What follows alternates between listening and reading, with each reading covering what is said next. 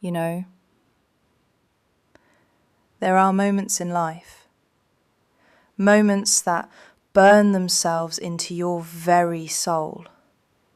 Ugh, not the good kind, mind you. The kind that fester. The kind that twists something inside you until all you can taste is the bitter tang of injustice. For me, that moment wasn't a single flash. It was a slow, agonizing burn played out against the backdrop of what was supposed to be the happiest day of my cousin's life.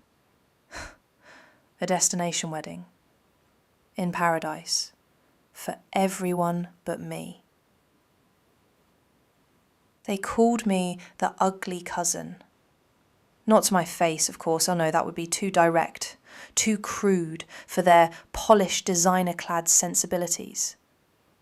But the whispers, the sidelong glances, the way their eyes would slide over me, dismissing me before I even had the chance to speak, that spoke volumes, louder than any shouted insult ever could. This isn't some sob story. This is a story about fire, about fuel, about how their cruelty became the very thing that lit the fuse. And it all started with a wedding invitation. Clara, the golden child. Always perfect, always radiant, always surrounded by a glittering entourage, who reflected her supposed brilliance like mirrors. And then there was me. The quiet one, the bookish one, the cousin who preferred algorithms to Aperol spritzes, the one who never quite belonged. And in their world, that difference was a flaw, a glaring, unforgivable flaw. Clara announced her wedding in Santorini, Greece. Of course she did. It had to be somewhere impossibly perfect. And the groom? Mark. Tall, handsome, wealthy. He looked like he was printed from the pages of a luxury lifestyle magazine. The kind of man they thought belonged with Clara. I nearly didn't go. I could already hear the forced compliments, feel the polite pity, endure the constant comparisons. But then, suddenly, something shifted. A thought took root, not a loud one, just a whisper. What if this isn't about enduring? What if it's about observing?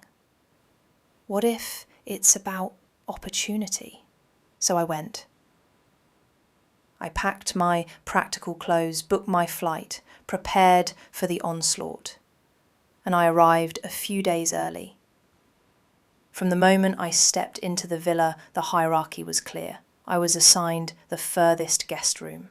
No AC, one towel, no Wi-Fi. Perfect. And I noticed something strange about Mark. He wasn't glowing like a man about to marry the love of his life. He looked haunted, lost. His eyes didn't sparkle. His smile didn't stay. He kept slipping away, to corners, to silence, to solitude. I saw it because I live in those corners. One night, during a chaotic pool party, I stood alone at the bar, sipping sparkling water. And so did Mark. We were the only two not pretending.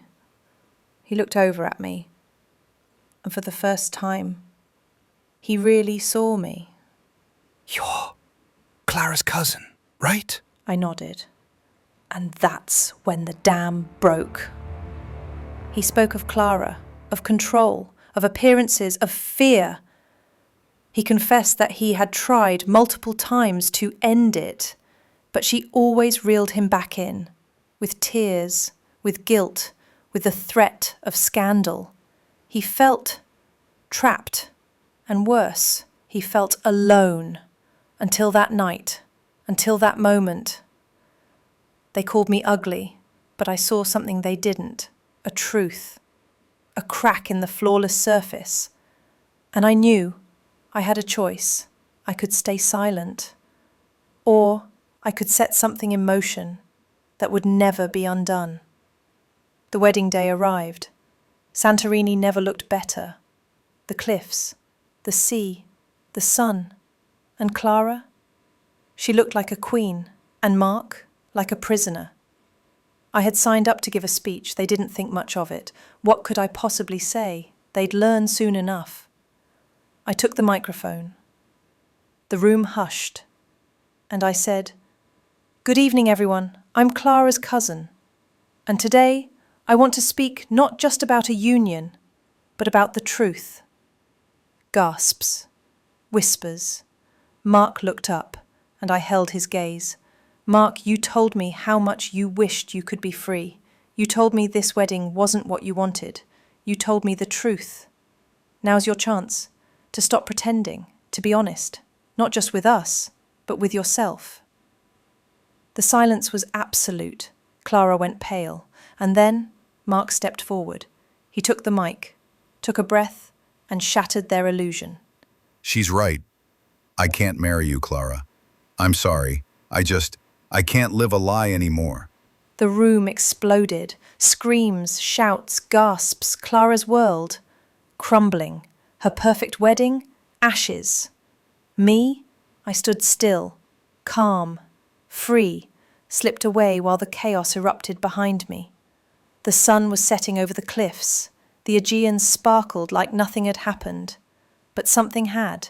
Truth had surfaced, illusions had shattered, and the ugly cousin, she was never ugly. She was just underestimated.